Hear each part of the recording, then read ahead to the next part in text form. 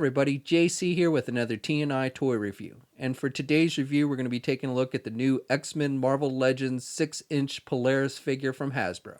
Now this figure is part of the Warlock Build-A-Figure wave. It comes packaged in the same style packaging we see with all the X-Men figures. You've got the black and yellow box. The figure's clearly displayed in the window box. Down below, you've got the X-Men logo and the name of the character. On the sides of the packaging, you have some nice artwork for the character. On the back of the packaging, you have an image of the figure, a brief bio in multiple languages, and then down below a look at all the figures in the wave that you need to get in order to complete the Warlock Build-A-Figure. All right, let's get this open and take a look at what's inside. Okay, so here's a look at the figure outside of the packaging along with the other contents. Now, first of all, let me just say a big thanks to the folks at Hasbro for sending me this figure so I could review it for you guys. So first of all, the figure comes with the right leg for the Warlock Build-A-Figure. Now, I still plan on looking at Warlock in its own review once I've looked at all the figures in this X-Men Legends wave, so be sure to check back for that. The figure also comes with this pair of magnetic effects. Now, we've seen these effect pieces with several other figures in the line, such as Havok and Shocker. And with these, they're done with a lime green type color. It's almost a semi-translucent plastic, and the plastic is pretty bendable. It's almost a rubber type material. And you've got these little clips here, so you just clip it onto the figure's wrist so it looks like she's using her magnetic abilities. And you can see they fit on there pretty well. Maybe a little loose, but if you kind of push it up on the wrist, it fits tighter. And again, it gives you that look like she's using her magnetic powers. Starting with the head sculpt, I think they've done a pretty nice job here. I like the way the hair is sculpted. I like the little ponytail at the top here, and she's got the little ribbon with the metallic green, which matches her headband here on the front of her face, and also her lipstick. She has green lipstick, kind of like Hela does, the Hela figure, but it's a more metallic green color. And then the eyes look pretty good, and she has some green eyebrows. Skin tone is pretty decent. I like the wash effect in the hair as well. You've got some darker colors mixed in, so I think that looks pretty good. So for the figure itself, I think they've done a pretty good job. Now, it does reuse a number of parts from other figures. This upper torso piece, I believe, is new, but then this bottom torso section is a reuse that we've seen many times. And I like how they've painted the skin tone on the side of the costume here.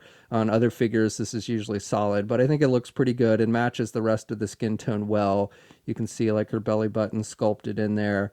The green on the lower torso is a little bit darker than the green on the upper torso, and then the upper costume green is a darker green than the lower costume that you see on the legs and stuff. Now, the legs are definitely a reuse.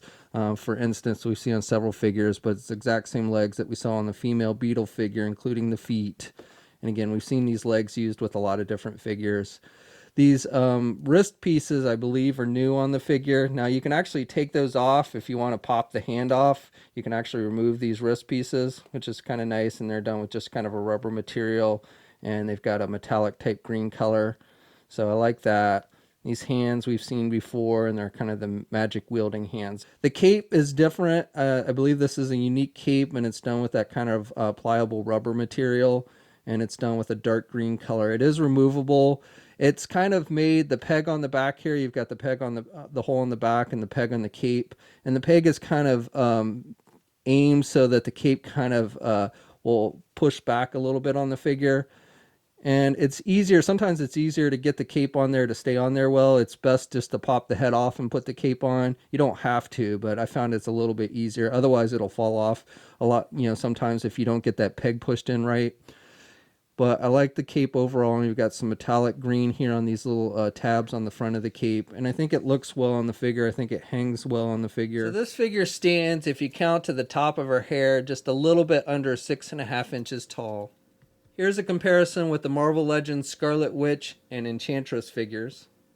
And here's a comparison with the most recent Magneto figure from Hasbro. Now, I believe it was established back in 2003, and I don't think it's changed since then, that Magneto is actually her biological father, and they do share the same powers.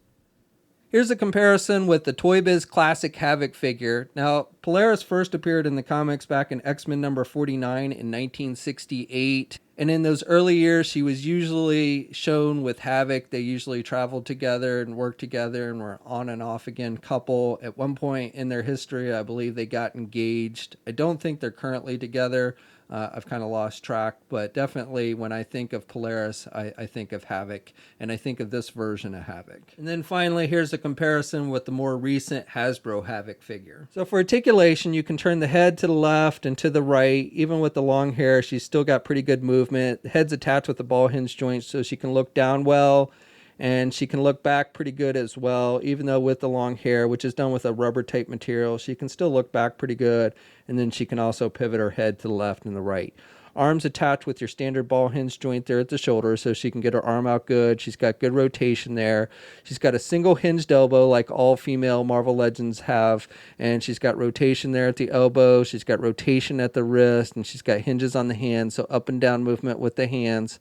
She's got a midsection joint, so you've got rotation there at the midsection. Can't really crunch down much there. Can look back a bit there at the midsection, and can also pivot a little bit to the left and the right. No waist swivel. Legs are attached with ball joints. She can only do the splits about that much. She can get her leg forward about that much, and she can't do her leg back very much. She's got a thigh swivel. She's got a double jointed knee, so good bending there at the knee.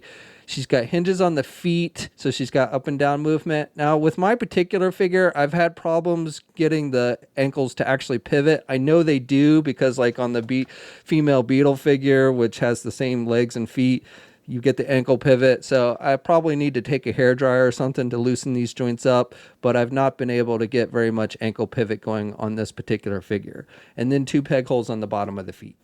Okay, so that's my review. So overall, I think this is a pretty nice looking figure, and if you're a fan of the Polaris character, I think this is one you'll definitely want to add to your collection. Now, the wave with this figure is out now. You can pick it up at places like Big Bad Toy Store. I'll have a link to them in the video description below. As always, leave a comment, let us know what you think. If you're so inclined, please like the video. Also, if you haven't already, please subscribe to the channel. I would really appreciate it.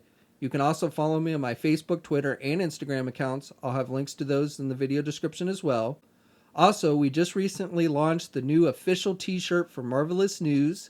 If you're looking for a way to help promote the site and just support the site in general, this is a great way to do it by purchasing a shirt.